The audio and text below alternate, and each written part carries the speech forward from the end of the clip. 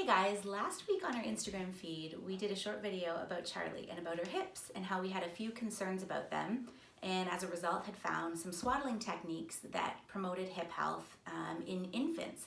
And what that did was spurred on a whole bunch of conversation with you guys about wanting to know more.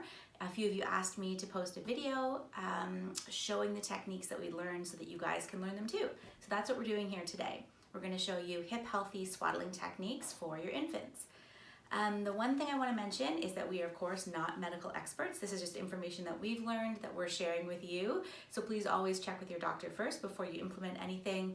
And the second thing is that we're going to be using a hands out swaddle method today because that's how Charlie sleeps. She likes to soothe with her hands up near her mouth. So you could choose a hands in or a hands out swaddle as suits your baby. So before we get started, I'll just mention that we're going to use a big square muslin blanket for this swaddle. So we have a whole bunch of these that we use, and what we do before we start swaddling Charlie is just fold one corner of the blanket down, just like so, which creates a folded edge along the top. Oh, I'm having troubles, there we go. And then we lay Charlie on top of that to start the swaddle. So here we go. So once you've got your blanket laying down, this is the blanket that we just showed you folded side to the top. And what you do is just take your baby and lay him or her on the blanket so that the fold is just about even with her shoulders.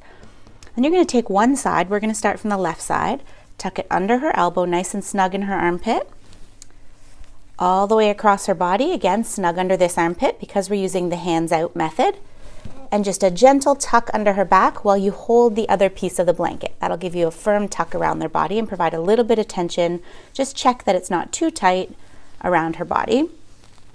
And let this piece sort of lay flat on the blanket so that doesn't create any wrinkles or creases underneath. And this is the really important part. What you want to check here is that you've tucked the material tightly around her body, but that there's enough give under here that she can move her legs up and down freely at her hip joint if she needs to. So this is the important point. You don't want to tuck it tight all the way around her body, holding her legs straight. You want to make sure that, oh bless you, that she's able to move her legs freely up and down into her body to create that sort of hip healthy scenario.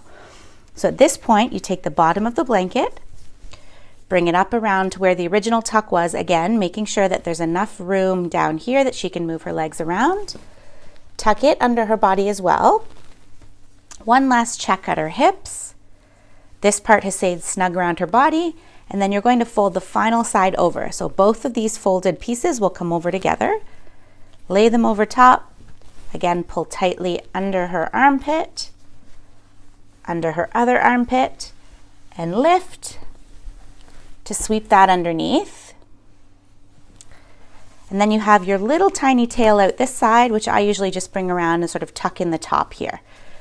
So one last check. This is tight but not too firm around her body, and her legs are able to move freely up and down, giving full range of motion for her hips. And that's how you create a hip healthy swaddle.